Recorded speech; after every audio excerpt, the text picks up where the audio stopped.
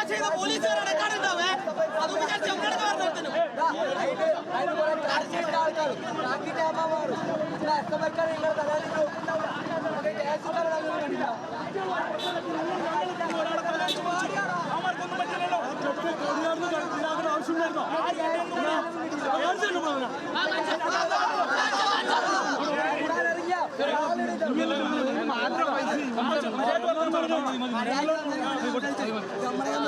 നമുക്ക് സംസാരിക്കാൻ താല്പര്യമില്ല.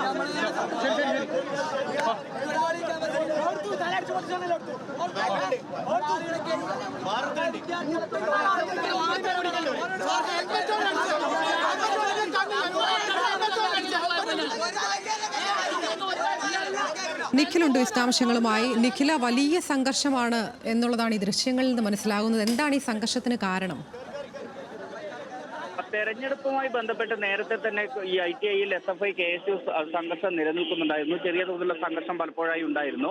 ഇന്ന് KSUവിന്റെ ഒരു കൊടി കെട്ടിയതിന് പിന്നാലെയാണ് ഇത് വലിയൊരു സംഘർഷത്തിലേക്ക് പോയത്. ഈ കൊടി SFI പ്രവർത്തകർ ആരോപിച്ചു എന്ന് KSU ആരോപിക്കുകയും തുടർന്ന് ഇവർ രണ്ടുപേരും തമ്മിൽ ഏറ്റുമുട്ടുന്ന ഒരു സാഹചര്യം രൂപപ്പെടുകയുമായിരുന്നു. തുടർന്ന് ഈ സംഘർഷം കൈവിട്ടു പോകുന്ന ഒരു സാഹചര്യത്തിലേക്ക് എത്തിയതോടുകൂടി പോലീസ് കോളേജിൽ എത്തുകയും പിന്നീട് പോലീസും ഈ വിദ്യാർത്ഥികളും തമ്മിലുള്ള ഒരു സംഘർഷമായും അത് മാറുന്ന ഒരു സാഹചര്യം ഇടയ്ക്ക് രൂപപ്പെട്ടു.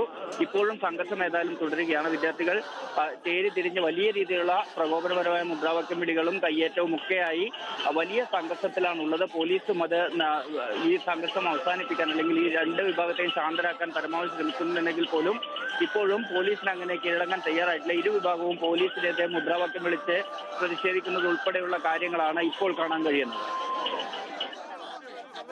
എന്തായാലും കണ്ണൂർ ITIയിൽ SFI KSU സംഘർഷമാണ്. തെരഞ്ഞെടുപ്പുമായി ബന്ധപ്പെട്ട നേരത്തെയും ഇത്തരത്തിൽ പല ഘട്ടങ്ങളിലായി ഇങ്ങനെ സംഘർഷമുണ്ടായിരുന്നു എന്നുള്ളതാണ്. SFIയും KSUവും തമ്മിലാണ് ഏറ്റുമുട്ടൽ ഉണ്ടായിരിക്കുന്നത്.